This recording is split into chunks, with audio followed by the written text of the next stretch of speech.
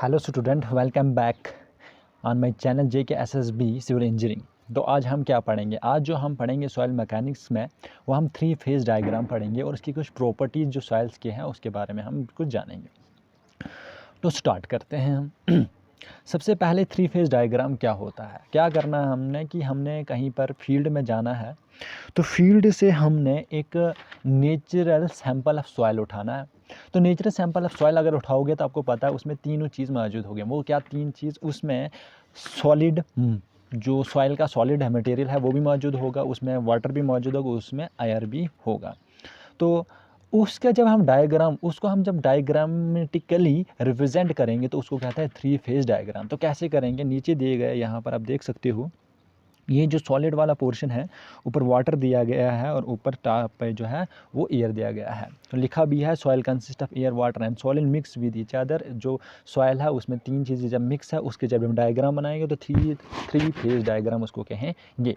अब मान लेते हैं कि एक साइड में, इस साइड में जो है हम क्या करते हैं, इस साइड में जो है हम वॉल्यूम को रिप्रेजेंट करेंगे, तो इस साइड में जो है हम वेट को रिप्रेजेंट करेंगे। तो आपको पता है कि एयर का कुछ वॉल्यूम होगा, वॉल्यूम मतलब कि वो कुछ स्पेस तो पकड़ते होगी। तो VA हुआ वॉल्यूम ऑफ एयर, VW हुआ वॉल्यूम ऑफ वाटर। तो सॉलिड का जो वॉल्यूम है वो VD से भी डिनोट कर सकते हो या VS से भी कुछ रिप्रेजेंट करते हैं। अब ये आपको याद रखना चाहिए कि ये दोनों रिप्रेजेंट जो होते हैं वो वॉल्यूम ऑफ सॉलिड है। तो बात करते हैं अब वेट की। तो WA जो होता है वेट ऑफ एयर, WW जो होता है वेट ऑफ वाटर होता है, और WS जो होता है RWD जो होता है वेट ऑफ सॉलिड होता है। तो जो वेट ऑफ एयर जो होगा वो ज़ीरो होगा। क्यों? क्योंकि ज़ीरो क्यों माना जाएगा? इसका वेट बहुत कम होगा, तो निग्लिजिबल मतलब कि ज़ीरो माना जा सकता है। अब सॉयल मास के अंदर जो वॉइड्स होते हैं वो किन से फिलअप होते हैं? वो या तो एयर हवा से फिलअप होता है या तो वाटर से फिलअप होते हैं। तो हम ये भी कह सकते हैं कि वॉल्यूम ऑफ वॉइड, जो वॉल्यूम ऑफ वॉइड है वो किसके बराबर है? Volume of air plus volume of water के बराबर है। तो ये आपको यहाँ तक मुझे उम्मीद है कि आपको समझ आई होगी। अब कुछ special condition of 2 phase diagram. अब मैं कुछ 2 फेज़ डायग्राम बनाऊंगा तो उसकी कुछ स्पेशल कंडीशंस हैं जो आपको समझने होंगे। तो मैं क्या मान लेता हूँ, सॉलिड अगर होगा तभी वो सॉइल मास माने जाएगा, अगर सॉलिड नहीं होगा तो वो सॉइल मास नहीं माने जाएंगे। तो सॉलिड के अंदर मान लेता हूँ मैं, सॉलिड जो है फुली ड्राइड सॉइल है। अब सॉइल हमारे पास फुली ड्राइड है तो उसमें क्या होगा? एक तो सॉलिड मटेरियल होगा, दूसरा एयर होगा। तो सॉलिड और एयर होगा फुली ड्राइड सॉइल के अंदर। तो उस वक्त हम जो वॉल्यूम ऑफ वॉइड्स है, वॉइड जो है वो किसकी वजह से फिलअप होगा? सिर्फ ओनली एंड ओनली एयर की वजह से होगा। तो हम कह सकते हैं वॉल्यूम ऑफ वॉइड जो है वॉल्यूम ऑफ एयर के बराबर है। दूसरा जो केस है, केस नंबर 1 था, वो दूसरा केस जो है फुल्ली सैचुरेटेड सॉइल अगर है उसमें पूरी तरह से पानी भरा हुआ। अब पानी भरा हुआ है तो सॉइल मास तो होगा, सॉलिड तो होगा ही होगा। तो सॉलिड है प्लस वाटर है तभी तो फुली सैचुरेटेड है। तो तब बन गया ये 2 phase diagram fully saturated soil वाली। तो इसमें जो वॉइड्स होंगी वो किसकी वजह से भरे होंगे? वाटर की वजह से। तो हम कह सकते हैं वॉल्यूम ऑफ वॉइड जो है वो किसके बराबर है? वॉल्यूम ऑफ वाटर के बराबर है। तो ये 2 फेज़ डायग्राम्स थी जिसमें एक में फुली ड्राइड है और दूसरा फुली सैचुरेटेड है।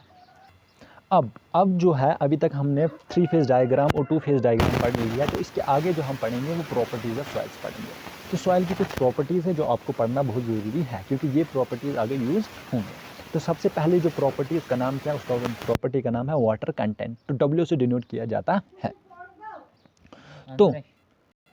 तो ये किसके बराबर होगा? ये रेशियो होगा weight of water to weight of solid. Weight of water हर का रेशियो वेट ऑफ सॉलिड के साथ। तो उसका हम कैसे डिनोट करेंगे कि बताएंगे कि W जो है वेट ऑफ वाटर, पीछे जो डायग्राम है उसमें देखिए यहाँ पर वेट ऑफ वाटर जो है वो WW upon weight of solid WSB, और वेट ऑफ सॉलिड को कभी WD से भी डिनोट करते हैं। तो इस तरह से हम रिप्रेजेंट कर सकते हैं इसको।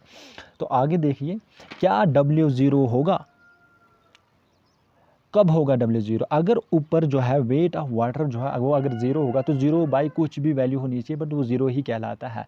तो तब होगा। तो ज़ीरो कब होगा? वेट ऑफ वाटर कब ज़ीरो होगा? जब फुली ड्राई होगा, ड्राई होगी सॉयल तो उस वक्त वेट ऑफ वाटर ज़ीरो होगा, मतलब उसमें पानी होगा नहीं, उसका वेट ज़ीरो होगा। तो हम कह सकते हैं इन फुली कंडीशन हाँ W जो है वो ज़ीरो हो सकता है क्योंकि वेट ऑफ वाटर ज़ीरो हो सकता है। तो ज़ीरो अपॉन WS जो है वो ज़ीरो ही कहलाएगा। उसके बाद क्या हमारा जो है W, ये जो W है वाटर कंटेंट है, क्या ये 1 के बराबर इसकी वैल्यू हो सकती है? देखिए कब हो सकती है, जो ऊपर भी वैल्यू वही हो और नीचे भी वैल्यू वही है। अगर ऊपर वेट ऑफ वाटर जो है 2 न्यूटन है, नीचे भी 2 न्यूटन होगा तो तब ही, या ऊपर 4 न्यूटन होगा नीचे भी 4 न्यूटन होगा, तब ही उनका जो आंसर आएगा वो 1 आएगा। तो क्या ऐसा हो सकता है? हाँ, हो भी सकता है। कभी कभी वेट ऑफ वाटर जो है वेट ऑफ सॉलिड के बराबर हो सकता है, तो W की वैल्यू 1 आ सकती है। तो वही लिखा मैंने, if W wait of water और वेट ऑफ सॉलिड जो है बराबर होंगे, तब क्या होगा, तब W जो है 1 की वैल्यू भी आ सकती है। उसके बाद क्या W जो है वाटर कंटेंट जो है उसकी वैल्यू 1 से ज़्यादा होगी? क्या ऐसा हो सकता है? तो अगर वाटर कंटेंट उस सॉइल मास के अंदर ज़्यादा होगा, अगर वाटर कंटेंट उस सॉइल मास के अंदर ज़्यादा होगा तो तब क्या होगा, तब वाटर वेट ऑफ वाटर अगर उस सॉइल मास के है, सॉइल मास का जो वेट है उससे ज़्यादा होगा, तब वाटर कंटेंट जो है वो ग्रेटर देन 1 आ सकता है। तो वो जो सॉइल होगी वो ऐसे हो सकता है, जैसे बोलें तो सस्पेंशन की तरह हो सकती है वो सॉइल, ठीक है। तो प्रैक्टिकल शेप में ऐसा तो मौजूद नहीं होती है, बट हो सकता है। तो हम ये कह सकते हैं जो W है वो ग्रेटर देन इक्वल टू 0, 0 के इक्वल भी हो सकती है और उसके ग्रेटर कुछ भी वैल्यू हो सकती है, उसकी 1 भी और 1 से ज़्यादा भी। तो यहाँ तक आपको मेरे ख्याल में आपको समझ आ गई हो। अब क्या है, W' एक है, इसको भी वाटर कंटेंट कहते हैं, but with respect to soil.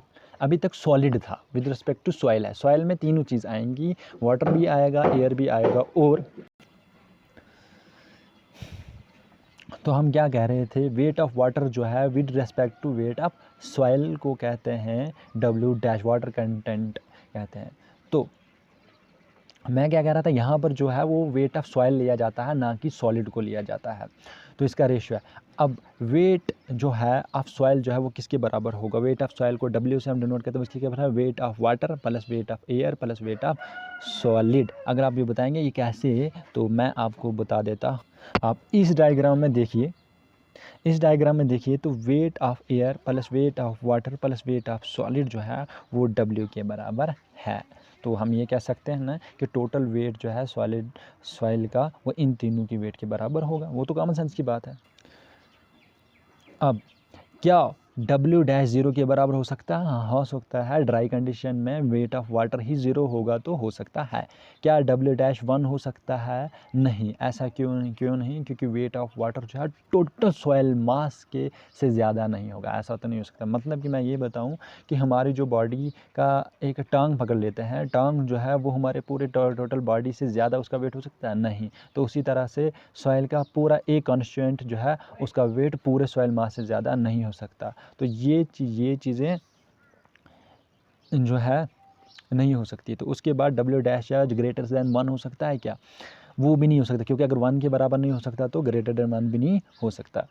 तो इससे हमें ये पता चलता है कि W' जो है वो ग्रेटर देन इक्वल टू 0, मतलब 0 से ज़्यादा भी हो सकता है और उसकी इक्वल भी हो सकता है, बट लेस देन 100 या लेस देन 1 हो सकता है। तो उसके बाद कुछ इंपॉर्टेंट नोट्स जो हैं जो आपको दिमाग में रखने चाहिए।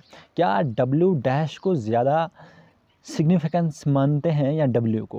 कहते हैं W and W' both represent water content, ये दोनों वाटर कंटेंट ही रिप्रेजेंट करते हैं, एक विद रिस्पेक्ट टू सॉलिड और एक with respect to soil, but significance जो रखता है वो रखता है W। क्यों? क्योंकि सॉलिड जो है वो एक सूटेबल पैरामीटर है।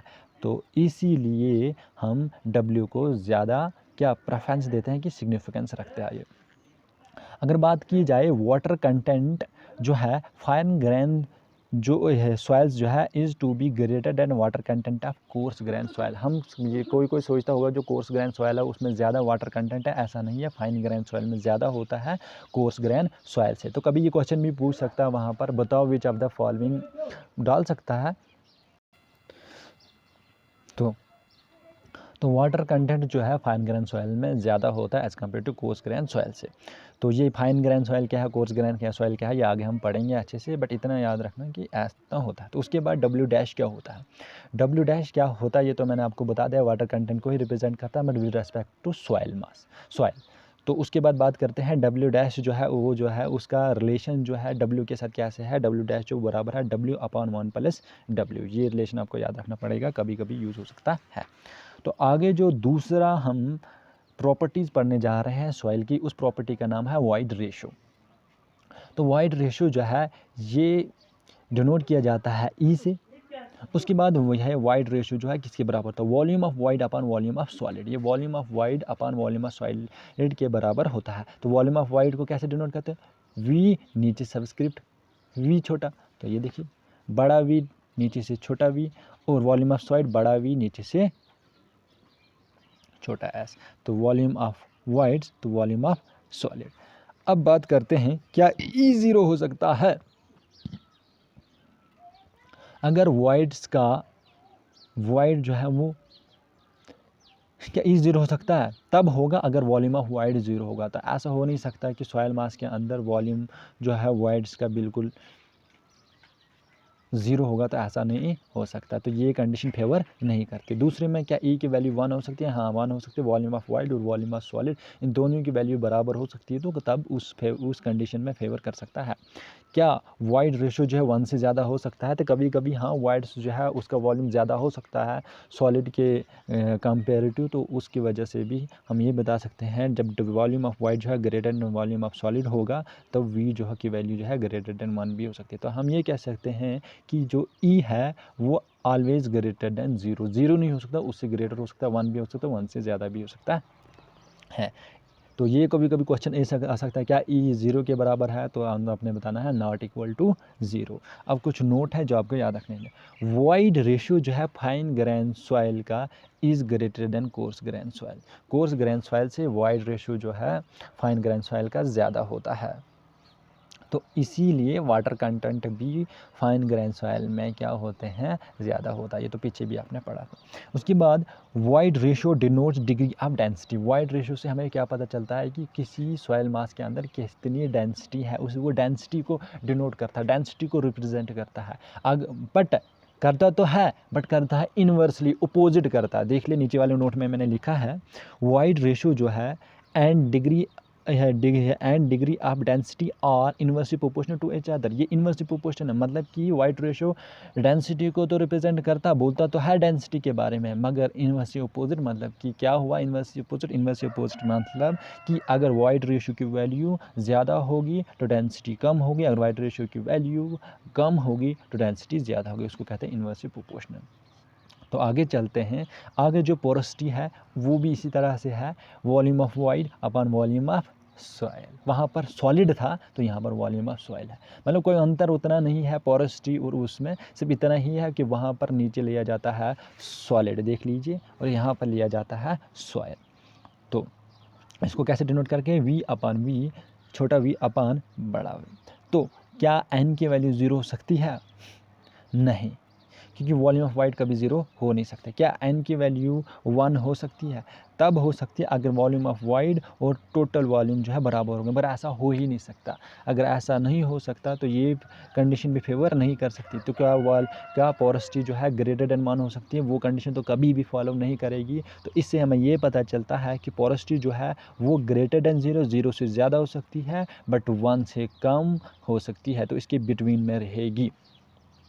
अब एक चीज़, क्या वाइड रेशो ज़्यादा सिग्निफिकेंस रखता है या पोरोसिटी? आप खुद दिमाग लगाइए, अभी तक पीछे हमने पढ़ा, खुद दिमाग लगाइए यार, कौन सा वाला ज़्यादा सिग्निफिकेंस रखता है, ज़्यादा वो रखता है, इंपॉर्टेंस रखता है। तो जिसके नीचे सॉइल होगा, सॉलिड होगा, तो वो ज़्यादा रखेगा। तो इसलिए मैं ये कह सकता हूँ कि वाइड रेशियो इज़ मोर, क्यों, as volume of solid is more suitable parameter. क्यों, क्योंकि उसमें सॉलिड जो है वो है वाइड रेशियो के अंदर सॉलिड को नीचे पकड़ते हैं, तो वो जो है मोर सुटेबल पैरामीटर। तो इसलिए अब ये एक फार्मूला जो आपने फिर से याद रखना है, क्या पोरोसिटी और वाइड रेशियो के बीच में जो फार्मूला वो क्या है, porosity is equal to e upon 1 plus a. इसी तरह से पीछे भी एक फार्मूला था, W dash is equal to W upon 1 plus W. तो ये तकरीबन एक ही जैसे फार्मूला है। आगे चलते हैं। दूसरा वाला फार्मूला जो है ई, जो वाइड रेशियो को बताता है, वो है ईटा अपॉन 1 प्लस ईटा, ये ईटा है एक्चुअली में, ईटा इसको बोलते हैं, पोरोसिटी को डिनोट करता है। उसके बाद तीसरा एक फार्मूला है 1 + e = 1 - e। तो ये जो 3 फार्मूले हैं ये आप स्क्रीनशॉट उठाए, कुछ भी याद रखना बहुत ज़रूरी है क्योंकि इनके ऊपर ही कुछ न्यूमेरिकल्स आएंगे। तो चलते बनते हैं एक न्यूमेरिकल के ऊपर, फिर वीडियो ख़त्म करेंगे। तो न्यूमेरिकल में दिया गया है if porosity of a soil is 20% then e निकालो। पोरोसिटी दिया गया है तो ई निकालना है। अब हमने दिमाग निकाला भाई कैसे निकलेगा, कैसे निकलेगा, कैसे निकलेगा, कौन सा वाला फार्मूला यूज़ करें, कौन सा वाला फार्मूला। तो हमें पता है जिस फार्मूले में पोरोसिटी और वाइड रेशो हो वो वाला फार्मूला उठा लेते हैं। तो हमने उठा लिया E = η/1 - ईटा, ये वाला फार्मूला उठाया। देखो ईटा जो है वो उसी को तो पोरोसिटी कहते हैं। ये देखिए पोरोसिटी मतलब ईटा कितना दिया है 20%। तो 20% को मैं तो ऐसे भी लिख सकता हूँ ना भाई, 20/100। अब ये ज़ीरो कैंसिल। तो उसके बाद मैं अगर इसको सॉल्व करना स्टार्ट कर दूँ तो ये आएगा 0.2, मतलब 20% की वैल्यू कितनी हुई 0.2। तो मैं यहाँ पर डाल देता हूँ 0.2 और यहाँ डाल देता हूँ 0.2। तो क्या बनेगा ये देखिए कैसे बनेगा। मैं यहाँ पर थोड़ा बहुत आपको सॉल्व करके देता हूँ। E = 0.2/1 - 0.2। तो ये आएगा 0.2/1 में से माइनस करेंगे 0.2 तो कितना आएगा 0.8। अब इसको हम सॉल्व करेंगे आगे। अब देखिए अब इसको आप सॉल्व करना स्टार्ट बैठे करोगे तो ये आएगा 1/4। कर लेना इसको सॉल्व। अब इसको आप सॉल्व करोगे तो ये आएगा 0.25। ठीक है, डेसिमल में आंसर इसका 0.5 आ गया। बट अगर परसेंटेज में ही चाहिए तो क्या करेंगे, मल्टीप्लाई करेंगे 100 के साथ। तो कितना आएगा 25%। तो 25% जो है वो यहाँ पर क्या है, वाइड रेशो है। तो वाइड ई मतलब होता है वाइड रेशो। तो वाइड रेशो जो है वो 25% है और पोरोसिटी अगर 20% है। तो इस तरह से आप इन चीज़ों को निकाल सकते हो। तो मेरे वीडियोज़ को शेयर करना ना भूलिए और सब्सक्राइब करना ना भूलिए। Thank you very much for watching the videos. Thank you very much.